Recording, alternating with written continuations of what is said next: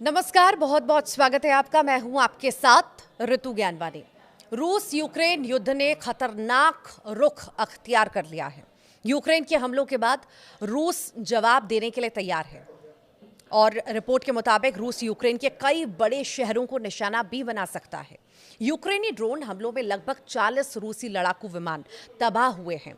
इसने रूस यूक्रेन युद्ध को और तनावपूर्ण बना दिया है और इसके चलते भारत की भी टेंशन अब बढ़ चुकी है। दुनिया की तमाम बड़ी अर्थव्यवस्थाओं में से भारत सबसे तेजी से दौड़ रहा है। रूस की संभावित प्रतिक्रिया भारत के लिए कई तरह से मुश्किलें भी बढ़ा सकती हैं। इसके कारण भारत की रफ्तार पर बम गिरने की आशंका है। आइए इसे समझते हैं कैसे। रूस अगर यूक्रेन के खिलाफ जवाबी कार्रवाई करता है और तनाव बढ़ता है तो वैश्विक ऊर्जा बाजार में अस्थिरता बढ़ने के आसार हैं। रूस एक प्रमुख एनर्जी सप्लायर है। किसी भी तरह का व्यवधान तेल और गैस की कीमतों को और बढ़ा सकता है। भारत अपनी ऊर्जा ज़रूरतों के लिए आयात पर निर्भर है, इसीलिए कीमतों में बढ़ोतरी से भारत का आयात बिल बढ़ेगा। इससे महंगाई का दबाव बढ़ सकता है। खास बात यह है कि मार्च 2025 तक के आंकड़ों के अनुसार रूस भारत के तेल आयात का सबसे बड़ा सप्लायर बन गया है। भारत के कुल तेल आयात में रूस की हिस्सेदारी लगभग 36% थी। अप्रैल 2025 में यह हिस्सेदारी बढ़कर 39.3% तक पहुंच गई थी। पश्चिमी देशों की ओर से रूस पर लगाए गए प्रतिबंधों के बाद भारत ने रियायती दरों पर रूसी तेल की खरीद काफी बढ़ा दी है। इससे रूस भारत के लिए एक प्रमुख तेल सप्लायर के रूप में उभरा है। भारत के रूस और यूक्रेन दोनों के साथ व्यापारिक संबंध है। अगर संघर्ष बढ़ता है तो दोनों देशों के साथ व्यापार प्रभावित हो सकता है। सप्लाई चेन में व्यवधान आने की आशंका है। इससे तमाम वस्तुओं की कीमतें प्रभावित हो सकती हैं। भू राजनीतिक तनाव बढ़ने पर अक्सर निवेशक जोखिम से बचने की कोशिश भी करते हैं और इससे भारतीय रुपए पर दबाव भी बढ़ सकता है। इसके कमजोर होने की आशंका है और ये सभी चीजें भारत की अर्थव्यवस्था पर भारी पड़ सकती हैं।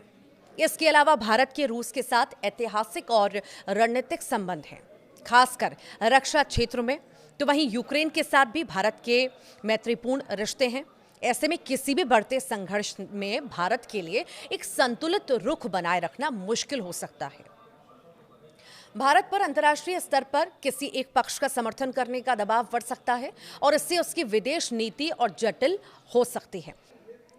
तुर्की के इस्तांबुल शहर में सोमवार को रूस और यूक्रेन के प्रतिनिधिमंडल आमने सामने बैठे, लेकिन ये बातचीत सिर्फ 1 घंटे चली और कोई ठोस नतीजा नहीं निकला। यूक्रेन के राष्ट्रपति व्लादिमीर जेलेंस्की ने बताया कि दोनों देशों ने तुर्की के जरिए दस्तावेजों का आदान प्रदान किया है और युद्ध बंदियों की एक और अदला बदली की तैयारी हो रही है।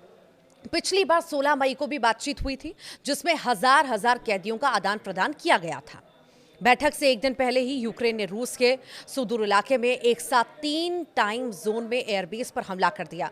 इन हमलों में 40 से ज्यादा रूसी लड़ाकू विमान तबाह कर दिए गए। यूक्रेनी सुरक्षा एजेंसी के प्रमुख वासिल मल्युक ने इसे 1 साल से अधिक समय की योजना का नतीजा बताया और कहा कि यह रूस की सैन्य ताकत के मुंह पर तमाचा है। जेलेंस्की ने इस ऑपरेशन को ऐतिहासिक और शानदार भी बताया। रूस ने जवाब में यूक्रेन पर अब तक का सबसे बड़ा ड्रोन हमला किया। यूक्रेनी वायुसेना के अनुसार रूस ने एक ही दिन में 472 ड्रोन दागे और एयर डिफेंस सिस्टम को धोखा दिया जा सके, ताकि यह हमला नागरिक इलाकों को भी निशाना बना रहा था, जिससे जंग के मानवीय असर और गहरे हो गए। और इसी बीच रूस ने दावा किया कि उसने 162 यूक्रेनी ड्रोन को मार गिराया। यूक्रेन के हमले में रूस के रणनीतिक बमवर्षक विमानों का 1/3 हिस्सा या तो नष्ट हो गया या तो गंभीर रूप से क्षतिग्रस्त हो गया। ये विमान वे थे जो परमाणु हमले की क्षमता रखते हैं। ये हमला इतने दूर के एयरबेस पर हुआ कि रूस की सुरक्षा व्यवस्था को चेतने का मौका ही नहीं मिला। विशेषज्ञों ने इसे रूस की रणनीतिक एयर पावर को करारा झटका बताया है। तुर्की के विदेश मंत्री हाकन फिदान ने इस बैठक की अध्यक्षता की। उन्होंने कहा कि पूरी दुनिया की नजरें इस बैठक पर हैं, लेकिन नतीजे शून्य रहे।